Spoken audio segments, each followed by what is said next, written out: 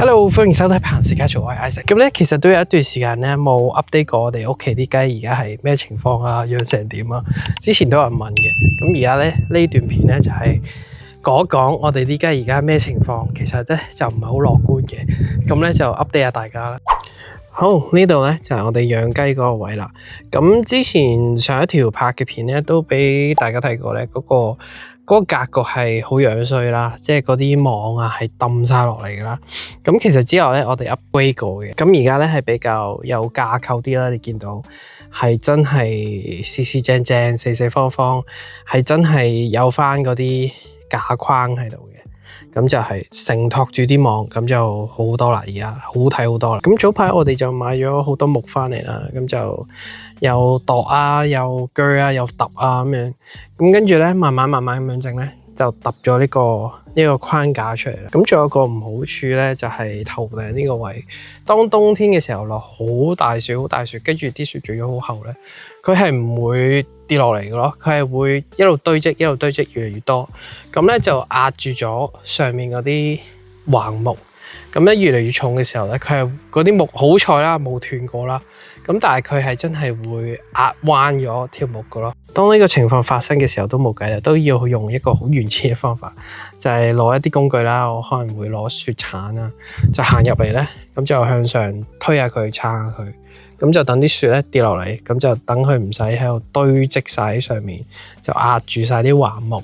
咁啊，等啲雪可以就清翻好佢啦。所以冬天嘅時候咧就會有呢個麻煩啦。不過暫時真係仲未揾到有其他可以解決到嘅辦法，咁就冇啊，都係照咁樣做住先咯。前面呢個位基本上冇乜變過啦，冇乜嘢改過啦。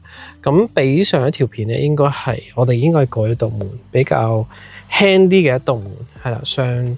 上一條片嗰啲門係比較重啲，咁我哋都換過塊嘅，應該咁啊有呢個唔同啦。咁同埋之前道門好似喺呢度嘅個機，咁我哋而家轉咗係呢個位，咁就比較 official 啲嘅一道門啦。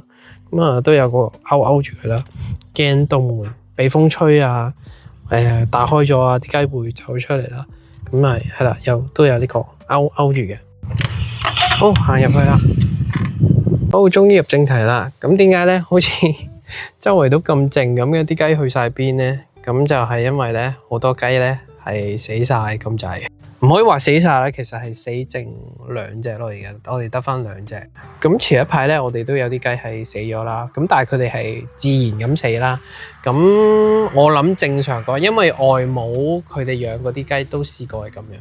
即係久唔久都會發現咗有啲雞係死咗，即係自然死。咁每一次死嘅時候都可能係一隻咁樣。咁大概可能兩三個月之前咧，咁就除咗自然死嘅雞咧，咁之後就發現到咧有啲雞係真係俾一啲嘅動物殺死嘅。咁就之前發覺嘅時候咧，好恐怖啦，係屍橫遍野咁樣。咁啊〜即係可能兩三隻咁就喺呢啲地方，咁就係俾人分屍咁樣咯。咁就最初就其實都諗唔到係有啲咩嘅動物去可以咁樣殺死啲雞，因為我哋你見到我哋都有擺啲鐵絲網喺度啦。咁即係入得嚟嘅，應該嗰啲動物都個體型都唔會好大，都係可能真係捐到呢個窿咁樣入咗嚟。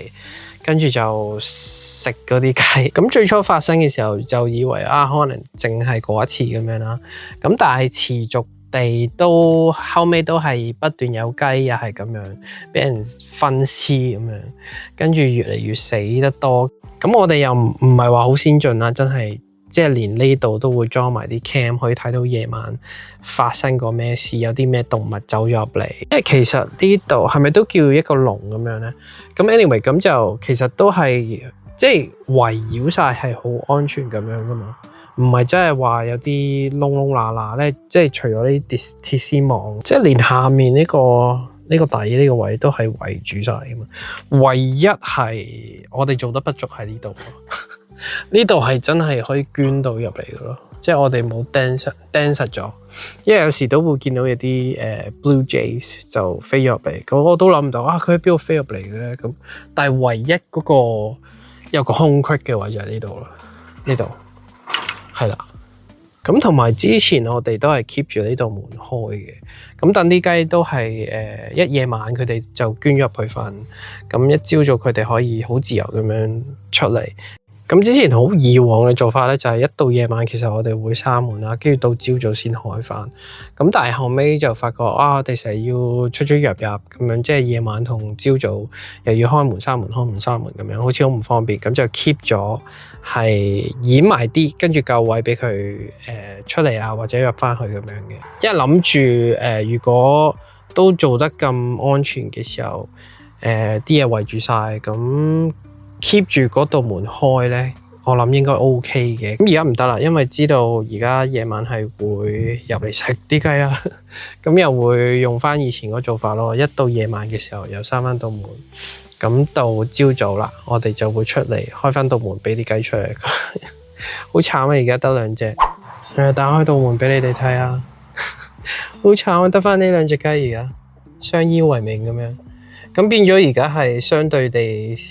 冇換佢哋個糧食換得咁頻密嘅，因為得兩隻，食極有限。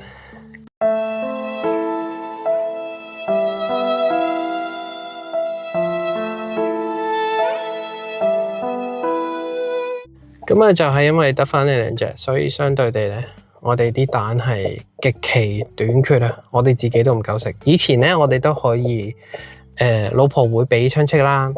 跟住我哋有買啲雞蛋俾幾個家庭咁樣啦，可以即係最豐盛時期係可以，即係每日都有成十幾隻蛋一出嚟咧，朝早嘅時候咧就成竇蛋喺度。咦，有一隻蛋喎，我哋有蛋食啦，陰公。因為得返兩隻，你係基本上係唔會見到有蛋嘅咯。可能隔好多日先見到，可能一兩隻咁樣。咁 anyway， 咁係啦，而家得翻兩隻。咁係啦，我哋而家得翻兩隻雞啦。咁我同老婆都冇諗住放棄嘅，都想繼續養嘅。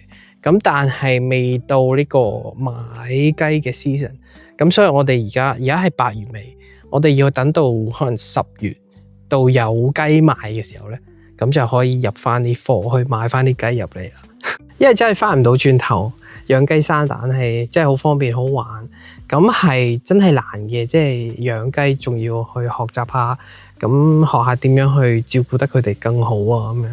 咁但係有新鮮蛋係真係好正，咁我係咯，等10月再買啲雞翻嚟，希望下一批會養得好啲啦。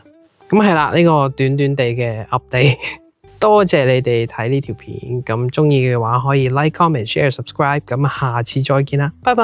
拜拜。